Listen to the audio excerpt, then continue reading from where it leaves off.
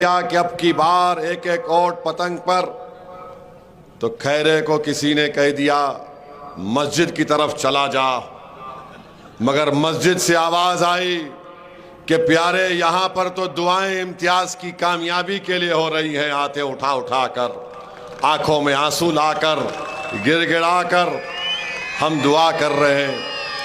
तो किसी ने खैरे को बोल दिया, तू ये बोल दे कि मस्जिद में जाने वालों का दिल साफ होता है। यकीनन दिल साफ होता है, इसीलिए दिल से जो आवाज निकलती है असर रखती है, पर नहीं पर ताकत परवाज मगर रखती है। तो दिल से आवाज निकल रही है कि 13 के दिन हमारा इत्तेहाद का परचम लहराएगा पूरे औरंगाबाद में। तो किसी ने कह दिया खैरे को कि जो मस्जिद से निकलकर पढ़ के फूंकते वो बड़ा अच्छा हो जाता है। तो आप देख लिए कि खैरे जो कल तक खान बान कहता था ना, वो खैरे जो कहता था कि मैं हिंदुत्व आइडियोलॉजी को मानता हूं, आपने 5 साल पहले हराया तो ईदगाह पर पहुंच गया, ईदगाह से मस्जिद को आ गया, मस्जिद के पास आकर बोला कि दिल साफ होता है, फिर कहा कि वो लोग जो पढ़ के फूंकते हैं उससे हो जाता है। अब देखते जाइए 13 के बाद खैरे और क्या करेगा। खैरे 13 के बाद और करेगा, पूरा करेगा। हम तो बोल रहे प्यारे इकरार कर ले, जब प्यार किया तो डरना क्या, जब प्यार किया तो डरना क्या, खैरे छुप छुप के आहें भरना क्या। अब क्या करेगा मेरे को नहीं मालूम, मगर करेगा, वो आपको मालूम, बोलना नहीं। होगा, हो सकता, हम दुआ करेंगे। अब आप सोचिए, ये हो गया, इम्तियाज जलील पार्लियामेंट में है, ट्रिपल तलाक का बिल आया, उद्धव ठाकरे ने ट्रिपल तलाक बिल की तायीद की। आप बताइए क्यों तायीद की भाई? आप इस पर कोई जवाब नहीं है। जो उद्धव ठाकरे का परचम लेकर फिर रहे हैं, क्या तुमको नहीं मालूम हनफी फिक्र में क्या है? ट्रिपल तलाक की तायीद की। CAA NPR का कानून आया, उद्धव ठाकरे ने तायीद की। अब जो बोल रहे ऊपर देखो, बताओ क्यों तायीद की? कल CAA NPR NRC से होगा। अमित शाह ने मेरा नाम लेकर कहा कि देश में होगा। तो क्या आप उम्मीद करेंगे अगर इस जगह पर एक नामों की लिस्ट लगा दी जाएगी जिसमें डॉक्टर गफ्फार कादरी, इम्तियाज जलील का नाम होगा या किसी आपका नाम होगा, और कहा जाएगा अपने दादा का बर्थ सर्टिफिकेट लेकर आओ, तो कौन आकर उस कागज को फाड़ेगा? खैरे फाड़ेगा या इम्तियाज फाड़ेगा? कौन फाड़ेगा उस कागज को? बोलो, जोर से बोलो, उस कागज को कौन फाड़ेगा? मोदी कह रहे हैं कि देश में यूनिफॉर्म सिविल कोड लाएंगे। उत्तराखंड रियासत में यूनिफॉर्म सिविल कोड आ गया, और वहां पर ये कह रहे हैं, वो कानून ये कह रहा है कि उत्तराखंड के मुसलमानों की शादी स्पेशल मैरिज एक्ट से होगी, खुतबे निकाह से नहीं होगी, गवाहों की मौजूदगी में नहीं होगी, महर की रकम दुल्हन को नहीं दी जाएगी। यह कानून उत्तराखंड में बन चुका है। अगर पार्लियामेंट में मोदी यह कानून लाएगा तो क्या खैरे इसकी मुखालिफत करेगा या इम्तियाज जलील इसकी मुखालिफत करेगा? कौन खड़े होकर कहेगा पार्लियामेंट में कि मैं अपने वजूद को मिटने नहीं दूंगा, मैं अपनी तहजीब को खत्म होने नहीं दूंगा? क्या खैरे बोलेगा ये? क्या उद्धव ठाकरे बोलेंगे? क्या कांग्रेस बोलेगी? क्या शरद पवार बोलेंगे? मेरे भाई, इसीलिए भारत की पार्लियामेंट में आपको अपने नुमाइंदों को भिजाना है।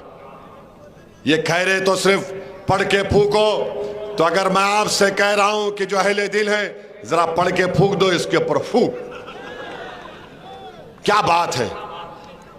आज इम्तियाज जलील 5 साल आपका MP रहा। अल्हम्दुलिल्लाह पानी का मसले को हल करने के लिए पानी की लाइन का काम शुरू हो चुका है। 20 साल में नहीं कर सका खैरे, उसकी हुकूमत थी, नहीं कर सका। अस्पताल 200 करोड़ का नया बन रहा है, इम्तियाज जलील कोर्ट में गए, जीते वहां पर, कोर्ट ने ऑर्डर दिया 200 करोड़ का दवाखाना बन रहा है। नौकरी की जरूरत है नौजवानों को, कई जॉब फेयर इम्तियाज जलील ने कराए, 15,000 के करीब नौजवानों को रोजगार मिला। खैरे 20 साल से था, खुद को रोजगार पे लगा लिया, पूरे औरंगाबाद के दलितों को, मुसलमानों को, दंगर समाज को बेरोजगार बना के रख दिया। बड़े बड़ी कंपनियां, फैक्ट्रियां हैं, 20 साल में उनको दबाया जाता था, 5 साल वो राहत की जिंदगी महसूस कर रहे हैं। तो मेरे अजीज दोस्तों और बुजुर्गों, औरंगाबाद के लिए इम्तियाज जलील ने काम करना शुरू किया, उस काम को लेकर आगे बढ़ना चाहिए। भारत की पार्लियामेंट में एक बार नहीं, कई मर्तबा इम्तियाज जलील ने गरीबों के घर की स्कीम का मुतालबा किया। इम्तियाज जलील ने क्या कराड़ नाम है मिनिस्टर का, भगवत कराड़ से पूछा, तुम पत्थर लगा दिए खाली, कहां है घर बताओ, क्योंकि गरीबों को घर मिलना चाहिए गवर्नमेंट की स्कीम में। कभी बोला खैरे?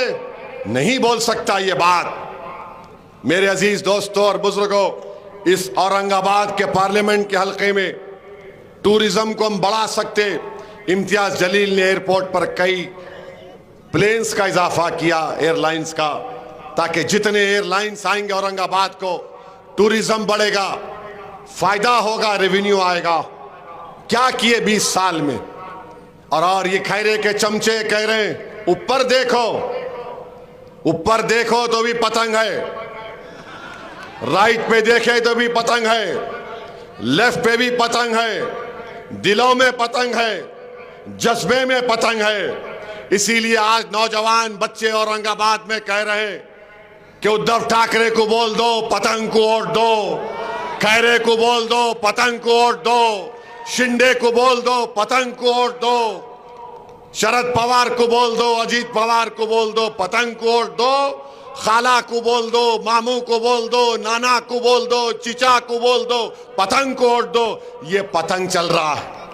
मगर मैं आपके सामने जिम्मेदारी के साथ कह रहा हूं कि इंशाअल्लाह ताला अल्लाह आपके जरिए से, आपके दुआओं के जरिए से अल्लाह दोबारा औरंगाबाद से इम्तियाज जलील को अपना एमपी बनाएगा।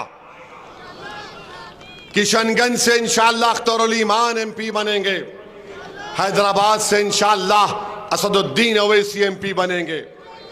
और अगर देश की जनता ये फैसला करती है 4 जून को कि देश का वजीर आजम मोदी नहीं बनेगा, कोई और बनेगा, तो सबसे पहले ये 3 एमपी खड़े होकर पुकार कर बोलेंगे, हम तायीद करने के लिए तैयार हैं, अनकंडीशनल तायीद करने के लिए हम तैयार हैं। अरे हमने 5 साल में, मैं और इम्तियाज जलील ने मोदी के हर कानून की मुखालिफत की, उद्धव ठाकरे ने, उनकी पार्टी ने ट्रिपल तलाक कानून की तायीद की, CAA कानून की तायीद की, UAPA कानून की तायीद की। तुम आज मुझसे पूछते हो किसका घर तोड़ा गया? उद्धव ठाकरे का घर बुलडोजर लगा, मेरे घर पर बुलडोजर लगा। किस पर गोलियां चली? मुझ पर गोलियां चली। गोश्त के नाम पर मॉब लिंचिंग किसकी हुई? खैरे की हुई या मेरी हुई? धर्म संसद में गालियां किसको सुनना पड़ रहा? मुझे सुनना पड़ रहा। और तुम आकर मुझसे सवाल कर रहे हो जो मेरे वजूद को मिटाना चाह रहे हैं। अरे इनसे मुकाबला कौन कर रहा है? आरएसएस से। आजादी के बाद से अब तक अगर कोई मुकाबला कर रहा है तो दलित और मुसलमान आरएसएस से मुकाबला कर रहा है। मेरे अजीज दोस्तों और बुजुर्गों, 400 पार का मतलब संविधान को खत्म करना है। ये बीजेपी, अब नरेंद्र मोदी बोल रहे, अंबेडकर भी अगर आ जाएंगे तो संविधान नहीं बदलेगा। नरेंद्र मोदी झूठ मत बोलो, झूठ बोले तो काला कौवा काटे। तुम्हारे राजस्थान की डिप्टी चीफ मिनिस्टर आज बयान दी कि अगर 400 मिलेंगे तो चेंज कर देंगे। हमारे दलित भाई जान चुके हैं कि आरक्षण को खतरा है अगर मोदी दोबारा आएगा तो। हमारे धनगर भाई जान चुके हैं, हमारा मराठा जान चुका है। मैं फिर से जरंगे पाटिल को सलाम करता हूं कि एक आदमी ने, एक दुबले पतले आदमी ने मोदी की नींद हराम कर दी। शिंदे तो परेशान है, शरद पवार के जबान से अल्फाज नहीं निकल रहे, कांग्रेस वालों को समझ में नहीं आ रहा। एक शेरवानी थी तो एक जरंगे पाटिल भी आ गया। मेरे भाई, आज आपको और हमको, इन सब समाज को मिलकर अपने के कोर्ट का सही इस्तेमाल करना पड़ेगा। मैं शुक्रगुजार हूं मुदस्सिर साहब का कि उन्होंने हालात को देखकर, चैलेंजेस को देखकर फैसला लिया। उन्होंने अपनी जबान को नकारा खल्क बना दिया। मैं इनका शुक्रिया अदा करता हूं। और उन्होंने मुझसे कहा कि असद साहब, मुझे आपकी दुआओं की जरूरत है। यकीनन हम दुआ भी करेंगे और आपका पूरा मान सम्मान करेंगे इंशाअल्लाह ताला। मेरे अजीज दोस्तों और बुजुर्गों, 13 तारीख एक तारीखी दिन होने वाला है। अगर आप वोट डालेंगे इम्तियाज जलील को, जो मुझे पूरा यकीन है, हम नई तारीख रकम करेंगे। अगर खुदा ना खास्ता गलती होगी तो याद रखो, औरंगाबाद की आवाम, तारीख में भी तुम्हारा नाम नहीं लिखा जाएगा, किताबों में नहीं लिखा जाएगा। आपने 2019 में एक तारीख बनाई, अब 2024 में भी आपको तारीख बनाना है। आप बनाएंगे ना एक नई तारीख इंशाअल्लाह ताला। और हमारे देश के वजीर आजम बोल रहे हैं हम घुसपैठी हैं, बोल रहे हैं कि हमारी बहनें बेटियां बच्चे ज्यादा पैदा करती हैं, और मैं हिंदू बहनों के गले से मंगलसूत्र निकाल के दे दिया जाएगा। मोदी जी, आपके डैडी ने 6 पैदा किए, अमित शाह के डैडी ने 6 बहनें दिए, बेटियां दी, गोलवालकर के 11, उनके डैडी ने 11 पैदा किए, मगर आप इल्जाम हम पे लगा रहे और फिर बोलते हम घुसपैठी हैं। मोदी जी, आपको बताता हूं, हमारा अकीदा यह है कि हम इस देश में कैसा है, हमारे डैडी बाबा आदम, अब्बा आदम जब निकले वहां से तो पहला कदम उन्होंने यहां पर रखा। हमारी अम्मा हव्वा जिद्दा में, जब अब्बा यहां कदम रखे मोदी जी, अब्बा की जमीन में मैं कैसा घुस बैठी।